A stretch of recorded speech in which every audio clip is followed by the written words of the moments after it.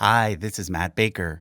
As you might know, Useful Charts has a subreddit where fans of the channel can post their own charts, many of which were inspired by the Useful Charts style. Well, recently we ran a contest in which people submitted their best work, and others voted for which creations they liked the best. The winners will be getting their charts printed by Useful Charts, and you will have the opportunity to purchase them. However, before I reveal the winners, let me first show you some of the other submissions. There were family trees of the kings of Rome, the Japanese shoguns, the House of Courtney, and the presidents of the Philippines. There was also this timeline of US government leaders and this chart of European languages. Some of the submissions were extremely detailed, like this ultimate biblical family tree and this Byzantine imperial family tree. If you want to get a better view of any of these charts or see the other submissions, you can do so by visiting reddit.com/r/usefulcharts. Let me now announce the two winners. The runner-up was this African royal family trees chart, which I'm super excited about because it makes a great addition to the European and Asian royal family tree charts that we already sell on our site. I'll be exploring the African chart in further detail in a separate video, probably sometime in September, so keep an eye out for that. But for now, I'm going to focus on the chart that came in at number 1, which was this timeline of European monarchs. If you want to get a copy of it as a poster, you can head over to our website, usefulcharts.com, right now. Okay, so let's dive into this chart and get a closer look. First of all, I should mention that this chart was created by Gery. He's the same person who made the Inca Emperors chart that we featured on this channel a while back. Over on the subreddit, you can find some of his other creations, such as this royal family tree of southern Italy and this House of Wettin family tree. But what we're looking at today is a timeline of European monarchs.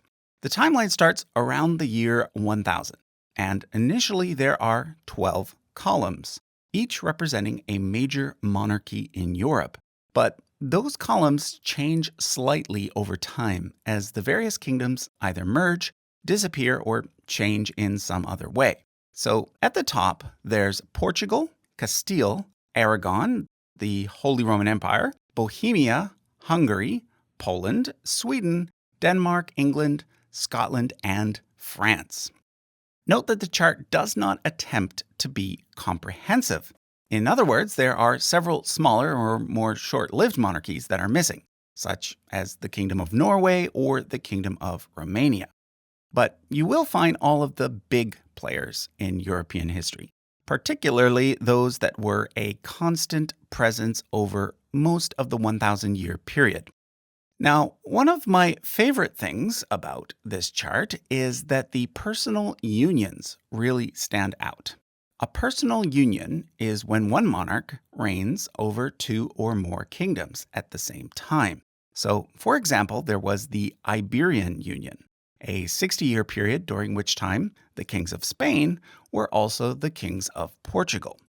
And then there's the Kalmar Union, when a single monarch held the thrones of Denmark, Norway, and Sweden, all at the same time.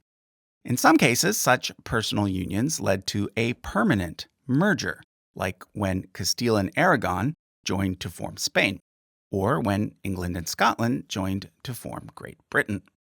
But it's important to remember that in most cases, they did not. For example, Hungary and Poland were briefly united during the reigns of Louis I and Vladislaus III, but Hungary and Poland never did formally merge. Instead, Hungary ended up in a personal union with Bohemia, and then the thrones of those two kingdoms ended up being held by the Holy Roman Emperor. The chart also shows occasions when there were two monarchs in a single kingdom, either because two people shared the throne or because they were fighting over it. So, for example, in the Tsardom of Russia, we get Peter I, better known as Peter the Great. But during the early part of his reign, we also get an Ivan V. A lot of people don't know it, but Peter the Great initially shared the throne with his older brother Ivan. But Ivan had serious health issues, both mental and physical, and ended up dying at age 29. By that point, Peter was an adult and went on to become the sole Tsar. In fact, the most famous Tsar in all of Russian history.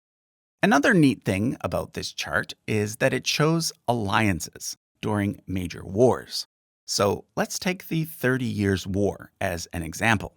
You can see here that Poland was allied with the Holy Roman Empire during that war because they both have red dots. But you can also see that Russia was allied with Sweden because they both have green dots. As you might have guessed, green represents the winning side, whereas red represents the losing side. If you see a gray dot, that means that that country was neutral during that war. Obviously, though, the main benefit of the chart is that it allows you to see who was reigning in each country at any given time. So let's say you want to know who the King of France was during the reign of Queen Elizabeth I of England. Well, you can see here that the answer is Charles IX, Henry III, and Henry IV. You can also see that she was a contemporary of Frederick II of Denmark, John III of Sweden, Queen Anna of Poland, and so forth. You'll notice that not every monarch gets a portrait. Only those that reigned at least 15 years or more do. They tend to be the most important monarchs, so this means that it's easy to spot famous people like Frederick the Great or Louis XIV. Finally, if you look at the chart as a whole, you get a good overview of all of European history. As I already mentioned, you can see that Spain was originally two main kingdoms, Castile and Aragon, but that those two kingdoms merged in the 1500s, and that England and Scotland merged about a century later. You can also see that Bohemia and Hungary were originally independent kingdoms, but that they eventually came to be held by the Holy Roman Emperor. You can also see the rise of Russia as a major power around 1550 and Prussia around 1700. You can also see that the Holy Roman Empire became the Austrian Empire around 1800, around the same time that the Kingdom of Poland ceased to exist. Near the bottom, you can see two of the newest European kingdoms, Belgium and the Netherlands. They join Spain, Sweden, Denmark, the UK, and Norway, which I mentioned earlier is not shown on the chart, for a total of 7 kingdoms that still exist in Europe today. Okay, so that was a look at this timeline of European monarchs chart, the winner of our 2022 Reddit contest. As promised, the winning chart is available to purchase as a poster, and I'll be sharing the profits with the creator. You can order your copy right now by going to usefulcharts.com. Thanks for watching.